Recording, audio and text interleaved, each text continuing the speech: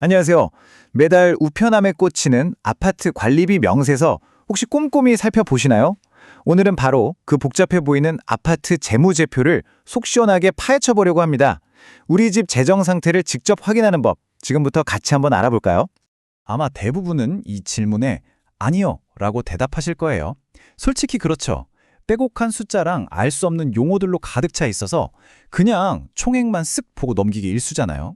근데 여기엔 우리 집의 아주 중요한 자산 정보가 다 담겨 있거든요. 그래서 오늘 이 시간을 통해서 그 알쏭달쏭함을 명쾌함으로 확 바꿔드리겠습니다.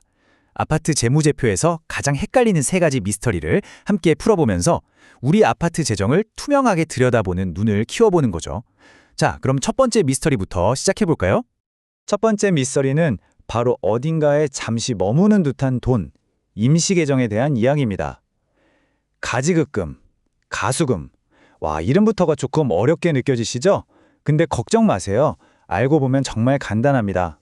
자, 임시계정. 말 그대로 돈이 잠시 머무는 금융경락고나 정류장 같은 곳이라고 생각하시면 돼요.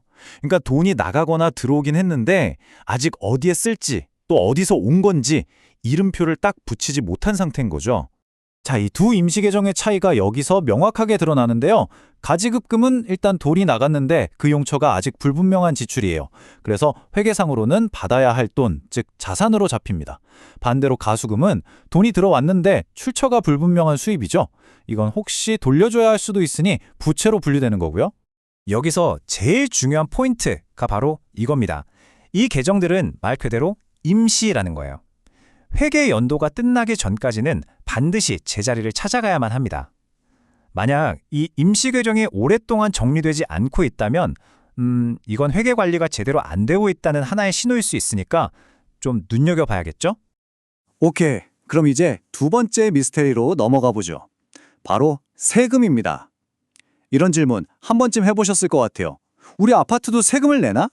정답은 네, 냅니다입니다. 물론 우리가 내는 순수한 관리비 자체에는 세금이 안 붙어요. 하지만 재활용품을 팔거나 게시판 광고, 외부 차량 주차 같은 걸로 수익이 생겼다면 그 이익에 대해서는 어김없이 세금을 내야 합니다. 부가세 납부 과정이 여기에 아주 잘 나와 있는데요. 사실 아파트는 세금을 전달하는 중간자 역할에 가깝다고 보시면 돼요. 수익 사업을 통해서 받은 부가세, 즉 매출세액에서 사업에 필요한 물건 사면서 지불한 부가세, 매입세액을 뺀 그 차익만 딱 납부하는 구조거든요. 그럼 반대로 우리가 쓴 부가세가 받은 부가세보다 더 많을 수도 있겠죠? 그럴 땐 차액을 다시 돌려받습니다. 이걸 바로 환급이라고 부르는 거죠. 부가세 말고 법인세라는 것도 있어요. 이건 아파트가 수익사업이나 은행 예금이자처럼 순수하게 벌어들인 소득에 대해서 내는 세금이라고 생각하시면 됩니다. 이 표를 보면 최종 계산은 아주 간단해요. 한 해 동안 내야 할 총세금, 그러니까 산출세액에서 은행 이자 받을 때 미리 떼인 세금 있죠? 그 선납세액을 빼는 겁니다. 그러면 우리가 연말에 추가로 더 내야 할 금액이 딱 나오는 거죠. 그래서 결국 핵심은 이겁니다. 결과는 딱 둘 중 하나예요. 미리 낸 세금이 내야 할 총 세금보다 적으면 추가로 더 내는 거고, 반대로 미리 낸 돈이 더 많으면 돌려받는 거죠. 아주 간단하죠? 자, 이제 드디어 세 번째, 마지막 미스테리로 넘어가 보겠습니다. 이건 갑작스런 재정적 충격을 피하기 위해서 우리 아파트가 얼마나 현명하게 미래를 준비하고 있는지에 대한 이야기입니다. 충당부채. 와, 이 말도 좀 어렵게 들리시죠? 근데 사실 이건 우리 집 전용 저축 항아리 같은 거예요. 언젠가는 꼭 써야 할 큰 돈이 나갈 걸 대비해서 입주민들한테 갑자기 큰 부담을 주지 않으려고 매달 조금씩 미리 모아두는 거죠.